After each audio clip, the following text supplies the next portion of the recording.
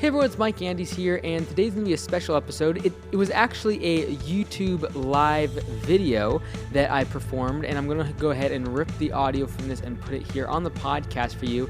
And it's going to actually include some live Q&A at the end of today's episode. But before we get into that, I just wanted to say a big thank you today to our sponsor, which is Gusto. They've been our sponsor for years now, supporting what we've been doing here. And so I just want to say a big thank you to them. If you haven't already, go to gusto.com/bootcamp. Try out their software completely free for 90 days.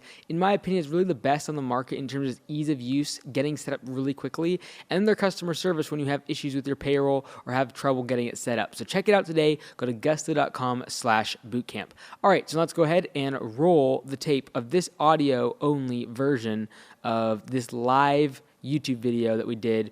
And so I hope you enjoy this, and we'll probably keep doing this a little bit more often where you actually get some live Q&A at the end of the episode. Here we go. Hey everyone, Mike Andes here at landscapebusinesscourse.com. Today I'm trying a new software out where I'm actually streaming to Facebook and to YouTube. I'm going to be able to see all of your comments, I think, here. And so please feel free to leave any comments as I'm talking here for the next few minutes. I'm going to kind of share kind of a thought I had about small business and what you can learn from an analogy that I was thinking about. And then if you have any questions, go ahead and comment those. I will see those popping up throughout the stream, and then I will address them after I am done kind of sharing a quick thought. So what my thought is I was thinking about today is thinking about like an octopus. And I've made this analogy before that so many lawn care business owners really operate like an octopus. And that is they are the head and all the tentacles are like their employees. And basically what that means is every decision has to eventually come to the head.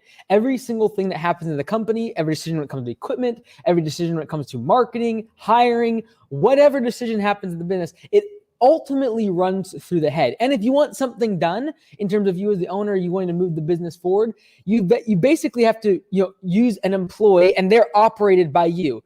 Like they are not independent of you. They can't operate without you. They can't do projects without you. They can't upsell the customers without you. They can't take care of the customers or the equipment without you. Everything kind of leads back to you and is somehow attached back to you as the business owner.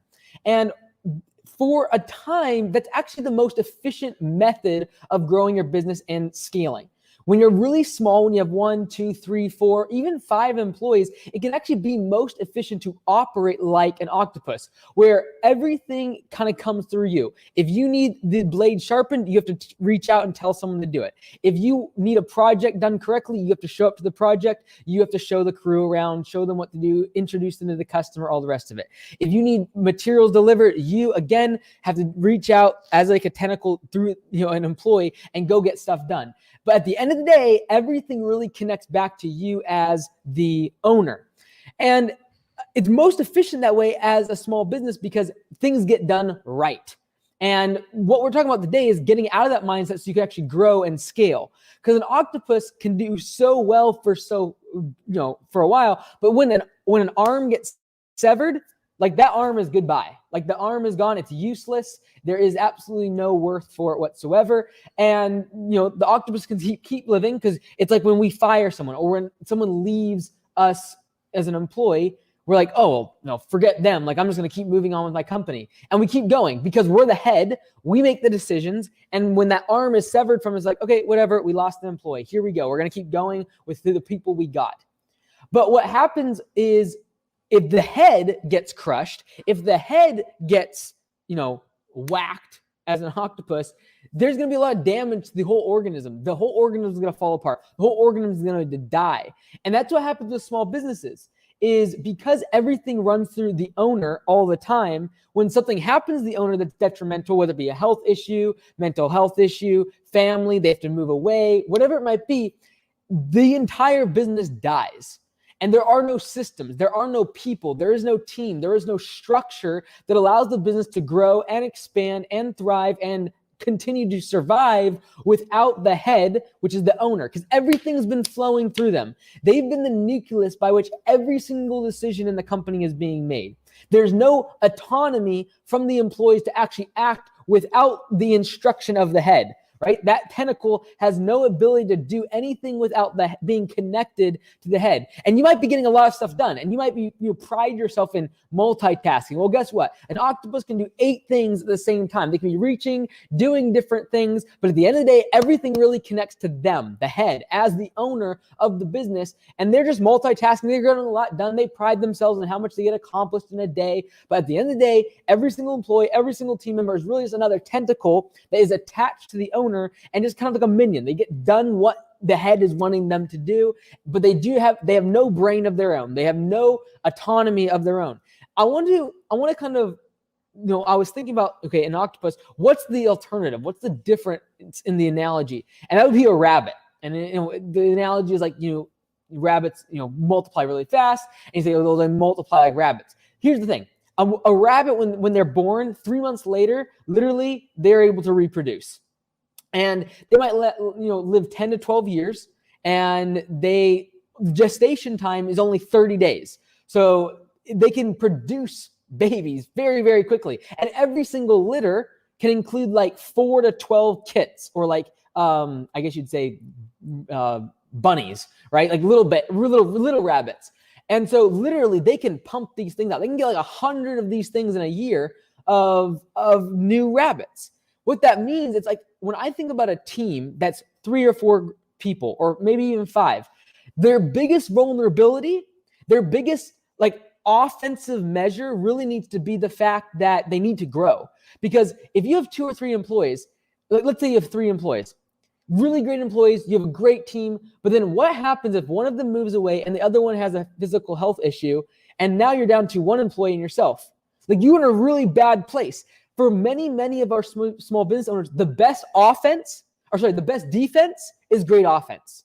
The best way to protect your business from being eliminated, being hurt, going under is growth, and actually getting enough employees to where there's actually some systems in place. There's enough duplication, like a rabbit. It's like, okay, if a rabbit gets hit while it's running across the road, it's roadkill. Guess what? Not a big deal, because there's more rabbits coming. We're replicating them at such a fast rate. It's very simple. The process, the time to train an employee, the time to get them up to speed, get them oriented to the systems, get them to our culture, get them to the standards that we require in terms of quality is so low, we can pump out rabbits like crazy.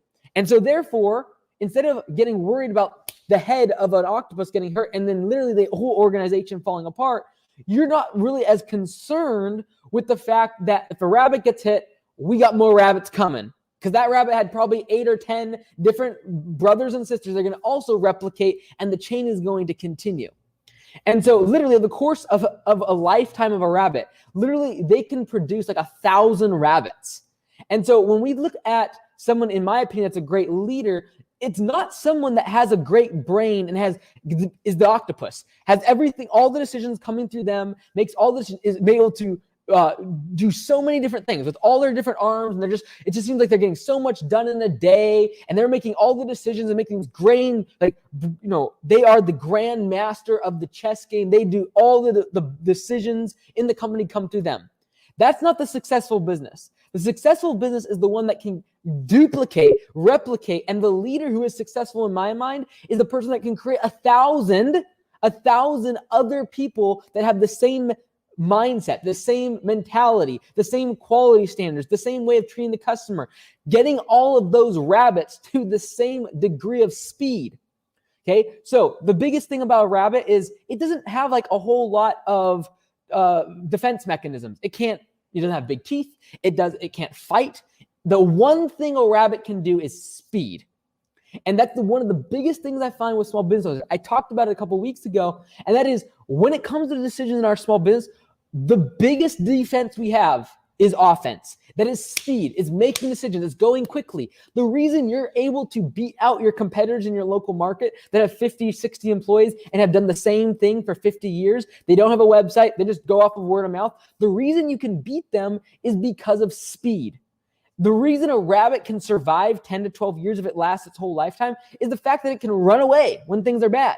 So when a market crash comes, when a customer leaves you, a rabbit just goes. It just moves. It goes to the next thing. It's like, I'm out of here. Like, I'm going to go to the next thing. I'm going to figure out the next decision. I'm going to make a decision instead of trying to like camp down on making it perfect. And the perfectionism that we try to involve ourselves with as owners is what keeps our business from growth, keeps our business from moving forward. Because we're so constantly ingrained of being the octopus, being the one that touches everything in the business. That is, we pride ourselves in our way of multitasking, getting a lot done in a day, and being busy. Like, being busy has absolutely no correlation to getting stuff done. And the rabbit, guess what? I'd rather have 1,000 rabbits, all this size, maybe a 1 pound size, but able to do 1,000 different things and get a lot done than one octopus that has 8 tentacles, but is constantly, literally vulnerable to them getting knocked out in the head. You as the business owner, you as the leader need to be constantly aware that the biggest vulnerability, if you're a small business, is the effect on you. Especially if you're an octopus. If you are the person making the decisions, going to every single project, you're getting every single sale, you're doing everything in the company, you're making sure maintenance is done on all the equipment, you're making sure the oil is done, you're making sure the tanks are filled with gas, you're making sure the weed eater line is filled on the weekends, you're making sure everything is cleaned, and every decision, every single task and system is running through you as the head of the organism. If you get whacked, that company falls apart. And when it comes to valuation, it's lower. That kind of a business, that kind of an organization, much lower. The business that can replicate, the business that can be fast, the business that has high growth, the business that can make decisions quickly and get ahead of the curve, ahead of their competition, and adapt to changes in the economy, changes in the marketplace, they're the businesses that win. So when I take that analogy of the rabbit versus the octopus, what does that mean for us? Hire fast, fire fast. Okay, stop deliberating for 4 weeks about the best employee between 2 different applicants. Hire both of them. Go fast. Make decisions quickly. The reason a lot of us don't do that is because, and we act so conservatively in terms of our finances, is because we are scared. We're scared of making the wrong decision. But keep it in mind, if you were able to create systems in place and have a system that actually pumped out people and had a duplicatable system, then you'd be like the rabbits. Like, look, we made a wrong decision. Okay, yep. Susie the bunny rabbit got ran over by the train. But guess what? We got 100 other rabbits coming next week, right? We can go out and we can get more. And when it comes to your employees, when it comes to decisions, customers, the only reason you'd get really mad about a customer issue is if you're afraid that you can't get more customers and you can't replace them. If you're so concerned about, you damaged someone's lawn because of skid mark, because it was wet, and you made a skid mark, and now they're freaking out, and now you're losing sleep over this customer. The reason is because you're afraid, subconsciously for some of us, that you can't go get more customers. You can't duplicate that system of getting new leads, new customers, new blood, new rabbits in the system. And the last thing I want to say about this is, sometimes you need to make decisions that are correct. You need to make these decisions blindly. I was talking to one of our franchisees this past week, and it was a topic that I knew we had to figure out, and that was he needed to raise his prices. I said, look, making the right decision right now is irrelevant. Trying to get everything right, running reports on which customers you should raise prices on and how much you should raise prices on, how far away are they from your shop, and therefore should they be raised more if they're further away, and if they've been with you for a long time, should they automatically get increased? All of these different variables that could go into how you raise your price. I said, look, we're going to do this wrong, and that is where you're going to do a blanket price raise across all of your customers based upon their price, just a percentage increase. Now, is that the right decision? Probably not. Probably not fair for some customers. Might lose some customers because we got them last month or 6 months ago, and now we're raising their price. But guess what?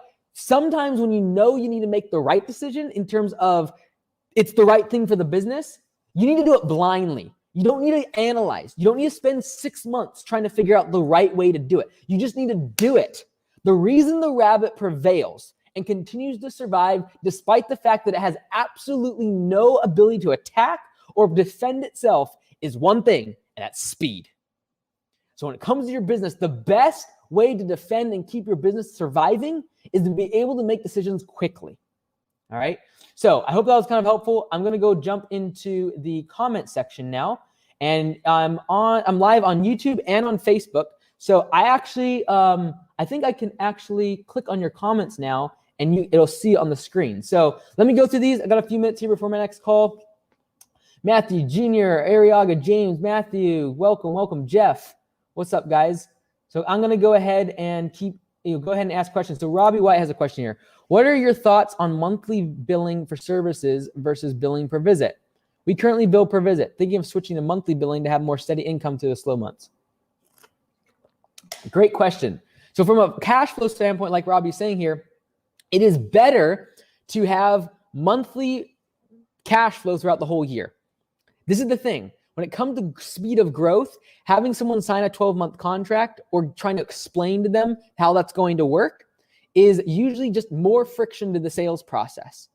And so if you're trying to scale, you're trying to grow, a lot of times you're going to prefer going for a per cut price on that gateway service of mowing, and then you're going to upsell them to other services, and you're not going to make them do a 12-month contract, okay? So that's going to be growth. Now, as your business grows and matures, you might switch to 12-month billing so you can have that more consistent cash flow throughout the winter. That being said, even if you have per cut pricing, you can make sure you do winter services and stay busy during the winter. Convert those mowing customers into recurring winter services visits. We talked about a lot at conference. So if everyone likes this format where I'm streaming to Facebook and YouTube and you can see the comments, please give me a thumbs up. I'm paying for this new software, but if you guys like it, I will continue to use this more often. All right, welcome for everyone that's just joining us. Feel free to ask questions. All right, next question. Would you bill for mulch the month it is installed or break it total for mulch or pine? So this is the thing. I don't want to be a bank, right? I don't want to install mulch for someone in spring and then have them pay me payments for that mulch over the course of 12 months. I'm a bank in that scenario. I want to be, as much as possible, have the cash before, ideally, I even have to perform the service. So we collect 50% before. In this scenario, I want to be paid when I'm doing it. So for some people, they will take a mulch install, fall cleanups, winter services, mowing, trimming bushes, everything, put it as a full service and make a 12-month contract.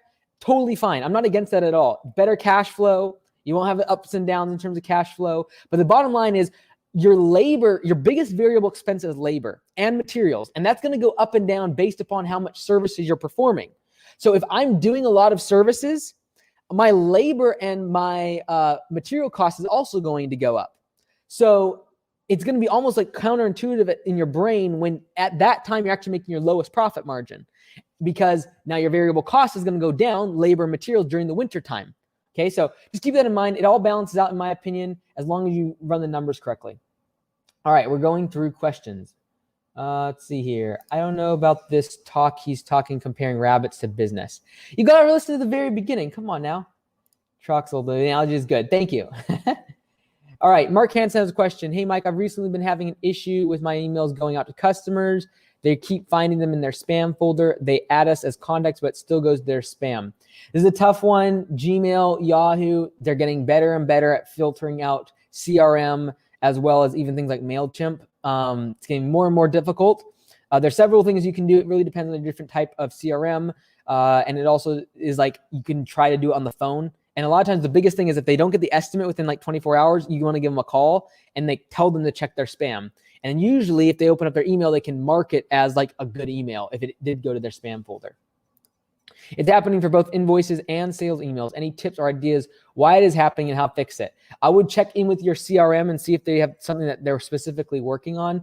Honestly, from a email responder standpoint, it's a constant battle simply due to the fact that the filters are getting better and better on the email servers in terms of Google and places like that. Keith, hello, Mike. Thank you for all your advice and guidance you share with us on a daily basis. How many months booked out before it is potential time to put another new crew on the road? So I usually look for 3 weeks booked, 2 to 3 weeks booked out, especially when you're growing quickly. I'd say 2, because when you get 2 weeks booked out, that's when you can go hire someone, have them give their 2 weeks notice, and then you have 2 weeks basically to make sure you have enough work to keep them busy all the time. All right. So for us, when you're in hyper growth, 2 weeks is all I need to be filled up before I'm going. Keep the video going. Don't cut it short. Love the content. All right. PR. That's a cool little head thing. See, I get to see guys' pictures too. That's great. Walking commercial property tomorrow with the manager. First time ever doing this. Second year in business. Tips to get the sale. Definitely just ask them specifically why they're changing services. They've obviously had a lawn care and landscaper in the past. Why are they switching? What do you need to do differently than their previous provider, their previous vendor? And then just double down on that and make sure in your estimate you directly go after those pain points. Farm life. I am currently part-time lawn care. Do you suggest going full-time, then hiring, or hire first, grow fast, then quit my 9 to 5? It's going to depend on how much liquidity you have, depending on how much money you have. If you don't have a lot of money, I'd recommend you go full-time because lower risk. Again, I'm pretty conservative in terms I don't go into a bunch of debt. Now, if you have some money, you have quite a bit of money set aside, maybe 3 or 4 months worth of revenue for the business you have set aside in a savings account. That's when you could go hire someone, spend money on marketing to fill their schedule, and then keep marketing to fill now your schedule, and you go work with them. So definitely comes down to how much money you have, honestly, to spend on marketing. Hey, Mike, during the spring rush, is it worth to focus on marketing and gaining as many clients as possible and let customer service slip during the short spring rush? No, what I would do instead of you don't want to let customer service slip in my mind. What you want to do is filter out customers better. So for example, you might make it a little harder to get an estimate. What I mean by that is instead of answering your phone, if you can't get to, like you don't have an answering service, you don't have an office, for example, you might leave on your message machine saying, if you're looking for an estimate, go to our website at this email or at this address and fill an estimate request form. Again, trying to weed people out. Also, if you're doing big projects in landscaping, I was talking with one of our franchisees up in Ontario today, and I said, hey, look, the one time I would weed out customers with this question is when you're really busy, and that is, have you established a budget for this project? So if you're doing a big project and you're booked out like months in advance, and you're super busy, like I would say, look, hey, do you have a budget established for this? Oh, no, I don't. Okay, well, when you've established that, give us a call back. Or, oh, it's $5,000. Okay, well, you're expecting a paver patio and a remodel of your entire yard. Probably not going to work out. You're probably not a good fit for us, right? So there are definitely ways to filter out clients. I definitely think whoever gets through those filters, I want to have a high level customer service. So I wouldn't recommend just like not answering your phone, not answering emails. That's what gives this industry a bad rep. What's the minimum percentage that should be used for P4P? Minimum, I don't really have a minimum. I would say a maximum of labor revenue should be 25% in terms of what is going to the employees. Bill per visit equals cash flow. What is the best weed eater? I really don't know. I am not smart when it comes to that stuff. How do you feel about LMN? I really like their budgeting things. The budgeting part is free. I recommend everyone do that. And then in terms of their software itself, I know it's really good for projects. Matt, if you need paid for every service right then and there, you're not running your business right. Facts. Yeah, I see what you're saying. If you need the money, like you're not running enough, you're not having enough money in the bank and working capital. But on the flip side, from a cash flow standpoint, it's always smart to try to get the money as quickly as possible or even before the job is done. I know what you're saying though, Matt. I'm not disagreeing with you. I'm just saying you do want to get money as fast as possible. Have you heard of Profit First? Yes, I've talked about that in the past. Can you explain your pay system briefly? Okay, we've talked about this in the past. I got to go here, guys, in like 3 or 4 minutes, actually. Can you do P4P with customers 12-month contracts, but instead of paying the employee 33% a visit, but pay them 30% of what their route generates each month? So in the off season, when we go to bi-weekly, they still get paid. Okay, so the basic premise here is giving a percentage of revenue to the employees on a 12-month contract. You cannot give them 33% of every month because there's going to be months they work a bunch, there's going to be more months they work a little bit, and they're not owners, so they're not used to a big curve of how much money they make in a week and every pay period. What you need to do is you need to go every single visit and figure out how many budget hours is for mowing, how many budget hours is for weeding, how many budget hours is for trimming the bushes, every single visit. Because in October and November, you might spend 12 hours every week doing leaf cleanup, whereas in the middle of dead heat of summer, the grass isn't growing, no weeds are growing, you might spend 30 minutes. You cannot give them a percentage of the monthly amount. And that's why it takes a little more time. If you're doing 12-month contracts, you got to spend a little more time putting together your P4P, splitting apart the visits and all the rest of it. But absolutely, it's the only way to pay and use P4P. All right, a couple more questions, and I got to bounce. If you can get your customers to reply to your emails, you'll get better treatment from the spam filters. Yep, that definitely. How do you charge dollars per square foot of grass? What do you charge dollars? So we don't charge by the square foot. There's just too many variables. And when it comes to pay for performance, they're getting paid based upon how long they're spending at the property and how many budgeted hours are allocated to that job. So I cannot, there's 5,000 feet of grass. I cannot charge based upon square footage, because if that's 5,000 square feet of grass right next to the curb where the truck can park right next to, the trailer is set up puts the ramp down and they're on the lawn, literally could take a few minutes. Now, that 5,000 square feet of grass in the backyard after having to go down a bunch of steps with a gate and with a dog in the backyard, that's a completely different ballgame. That could take 2 to 3 times longer. So when it comes to budget hours, that's how we have to, we charge everything. All right, last question. Hey, Mike, how important is it is an MBA to an entrepreneur? Does it make it easier to acquire success, or can you learn on your own and be just as successful and knowledgeable with business? Honestly, in my opinion, you do not need an MBA. Like, I don't know if you're referencing the MBA for Entrepreneurs course that I made on Teachable. You do not need that. The thing about learning in general is it accelerates the ability for you to grow and expand without making as many mistakes. That's literally what it does. It allows you to cut corners. It allows you to get ahead faster. And so do I think that an MBA is required? No. Okay, someone keeps saying please, so I'll answer their question. Please, tips for getting first commercial account marketing-wise. B2B, you got to focus on the fact that you probably only have 10 to 15 people you're going after, property managers, instead of thousands in residential. So when it comes to commercial, it's a completely different ballgame. I see people running ads and running YouTube ads and running all these different ads on these platforms. And literally, they need to recognize that they literally need to be going after 10 to 15 people if they're going commercial. You're not going after every single person and every single residential customer. So, all right. Thank you so much, everyone. Hit the like button. Make sure you subscribe if you haven't already. I'm going to try to do these more often. I love the fact that I can see your questions and you can see the questions. And right now I'm streaming on YouTube and on Facebook. Thank you so much, everyone. We'll see you next time and have a great weekend.